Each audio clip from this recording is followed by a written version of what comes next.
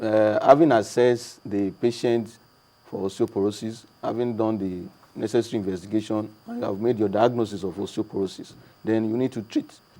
The treatment indications are, not everybody are supposed to be treated for osteoporosis. Okay. The indications for treatment are: one, if a patient has vertebral fractures and is above 50, or hip fractures is above 50, okay, you must start the treatment. Secondly, if the BMD test, okay, without fractures now, if the BMD test comes out to be in the osteoporosis range, as less than 2.5 standard deviation below the normal, below the reference value of the mean, then you start treatment. Or there is also an online calculator called FRAX, developed by WHO, Fracture Risk Assessment Tool. Which calculates which calculates the risk. Okay. Of just a minute, having doctor. Osteoporosis fracture. We are having a call coming through. Okay. Hello. Hello. Who is? Hello. We can hear you. Hello. Hello. We can hear you. Ask your question. Atinuke from the. Atinuke. So I have a spinal cord injury. I've been attending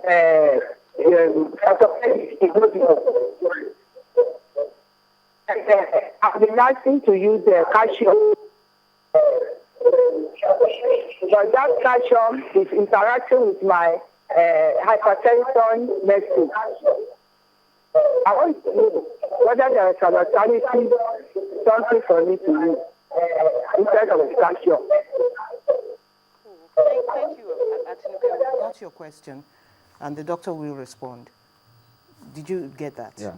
Thank you very much for the question. Because of drug interactions, some antihypertensives will inhibit or slow down the absorption of calcium. Okay, that's why it's good to consult a physician that knows about bone health before you start taking calcium. Okay, then we'll be able to tell you, okay, this calcium supplement, you take it before your antihypertensive or take it after your antihypertensive. Okay, so that one can work before the other starts. Yeah. And so it's possible to actually manage the situation. Yes. All right. You don't leave calcium. You must take calcium and vitamin D. It's very important. Now, I noticed that some women, you know, as they get older, they seem to bend over. Yeah. Is osteoporosis the reason for this? Yeah. As I said, the sites that are affected by osteoporosis, one is the spine. Okay, and I said before, the disease manifests itself by fracture, which in the spine will lead to loss of height or kyphosis, or what we call deformity of the back, silent fracture, and then the patient starts bending. Okay, that's why it's good to measure the height annually to assess the fracture. We have another call coming in. Hello.